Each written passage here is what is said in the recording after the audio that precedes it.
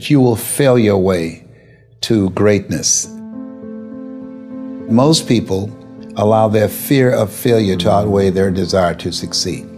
When you're willing to fail again and again and again, when you make up your mind to become unstoppable, when you make up your mind to become a no matter what person, then that will then give birth to a part of yourself that you don't know right now.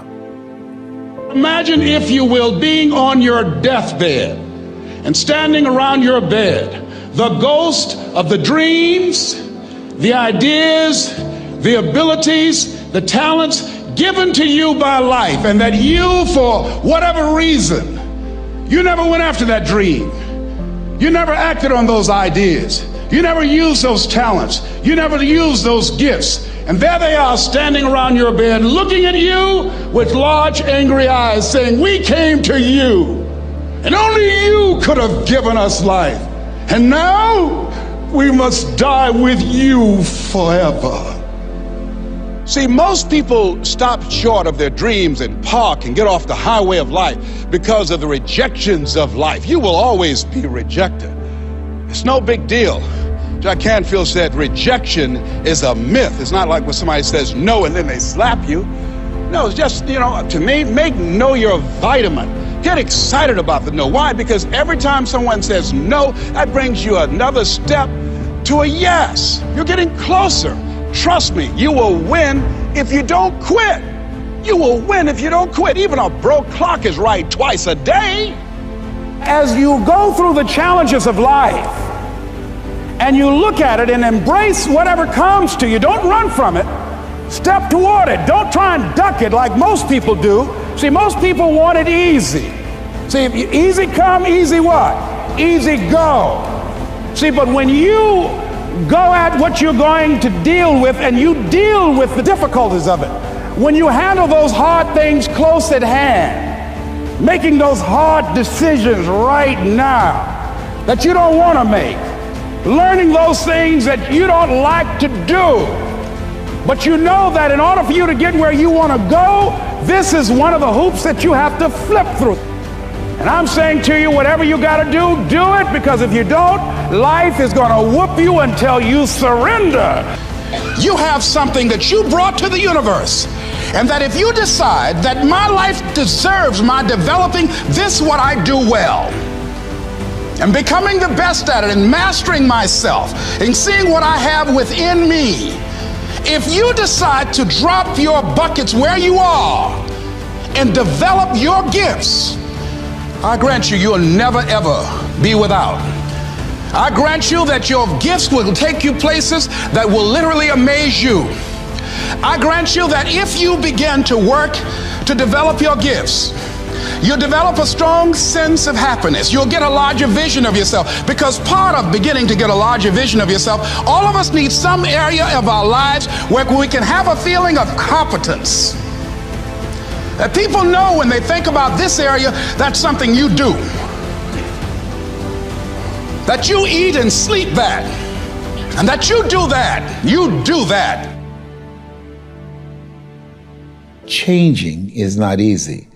That changing your life, changing habits, reinventing yourself, picking yourself up after life has knocked you flat on your back. I've got to say, when life knocked you down, try and land on your back, because if you could look up, you could get up. Well, that sounds cute, but that's not easy. When I was diagnosed with prostate cancer 17 years ago, that first time that happened, I said, hey, I can handle this.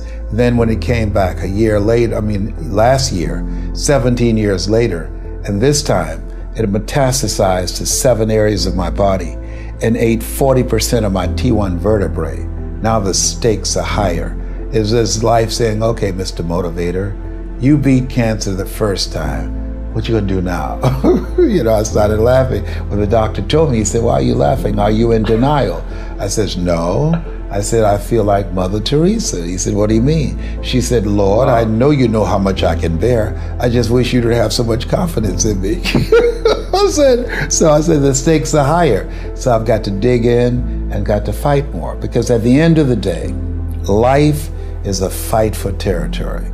And once you stop fighting for what you want, what you don't want will automatically take over.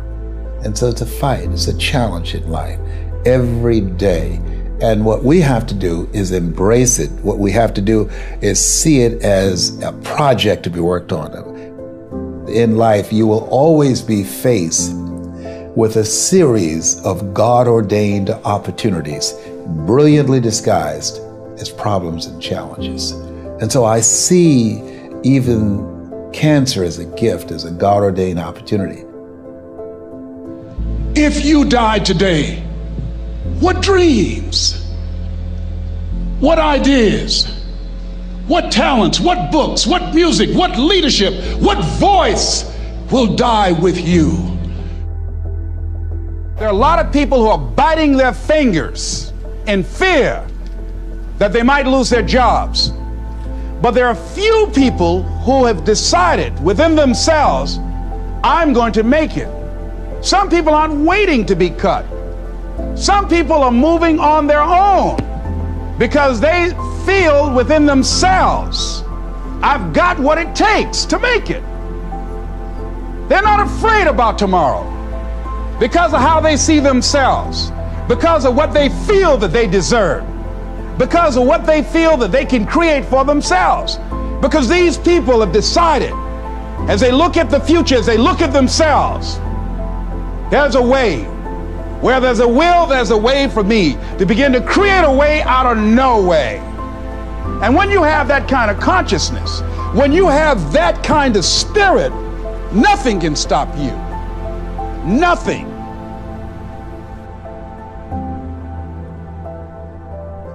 There's no secret to success. There's a system to success. And no matter what organization you become a part of, the system works if you work it. If you don't work it, it won't work. But it works if you work it. And that's one 4-letter word that most people don't like. They're not willing to work. There are winners, and there are losers, and there are people who have not discovered how to win. And all they need is some coaching. All they need is some help and assistance, just a little support. All they need is some insight or a different strategy, a plan of action to make some adjustments that will open up the key to a whole new future for them, that will give them access to the unlimited power that they have within themselves. That's all that they need. So what I want you to do is think about something you want for you, that's real for you, that's important for you, that will give your life some special meaning and power. And I don't even want you to say, I can do that. I don't want you to assume that. See, 5 years ago when I started out in this area, I would not have been able to make the mental leap that I would be up to where I am right now. I don't want you to begin to just psych yourself out. No. I want you to be able to say something to yourself that will enable you to maintain a level of integrity with yourself. That when you say this, even when you face tremendous setbacks, it will be a benchmark to keep you in the game, to keep you moving forward and experimenting and readjusting your strategy and your plan of action, continuously looking for ways to win. I think we have to reflect on, who am I? Why am I here? What drives me? If I died today, what 3 words would I want said about me if I died today? You know, what is it that defines me? You know, and how do I define myself? So I went to the next mode necessary to start talking to people and seeking and asking for what I wanted and leveraging relationships and trying to find out, how do the people do it that went ahead of me? How do they do it? And then what is it I need to do? How is it I need to train myself, to develop myself? What's the resources that will be required in order to make it happen? And as I start seeking out and asking questions, I started running into people who said, I know someone who can help you do that. And they helped me get connected with those people. Remember, we have so much energy that can take us so far. It's necessary that you hook up with some other energy that can take you to the next level. I hooked up with them. They said, let's go. I said, away we go.